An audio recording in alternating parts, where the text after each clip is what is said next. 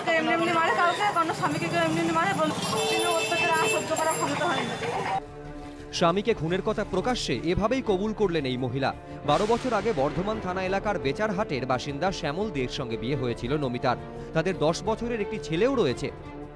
এই বাড়ি থেকেই রক্তাক্ত শ্যামলদের দেহ উদ্ধার হয়েছে এবং এখনো পর্যন্ত দেখা যাচ্ছে যে বাড়ির চারিদিকে হচ্ছে রক্তের ছিটে লেগে আছে।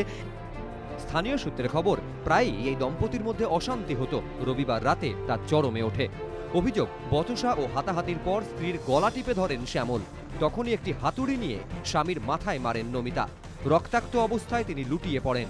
স্থানীয় সূত্রে খবর, এরপর বর্ধমান সদর থানায় গিয়ে স্বামীকে খুনের কথা কবুল করেন নমিতা।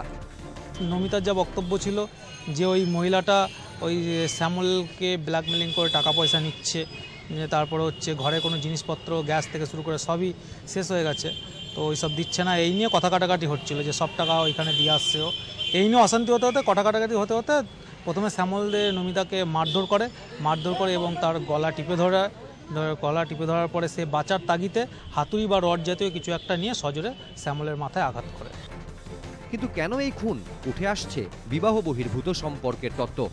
সম্পর্ক ছিল ওই কোন মেয়ে ছেলেকে ভালোবাসে, সেইখানে থাকে, রাতের পর রাত বাড়িতে আসে না, মাঝে মাঝে বাড়িতে আসে তো মেয়ে কিছু বললে মেয়ের সঙ্গে অশান্তি করে, মারডাঙ্গা করে, এই অবস্থা।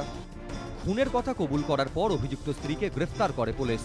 স্টিল ওখানে যত করোবোরেটিভ এভিডেন্স আছে আমরা সবাই এভিডেন্স ওখানে কালেক্ট করছি, জোগাড় করছি দেখার জন্য কি সত্য আছে।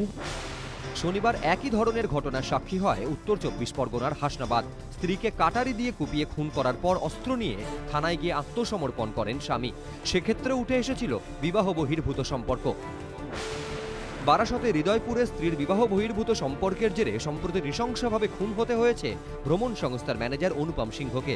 গ্রেফতার করা হয়েছে স্ত্রী মনুয়া মজুমদার ও তার প্রেমিককে। কমল কৃষ্ণ দে, এবিপি আনন্দ, পূর্ব বর্ধমান।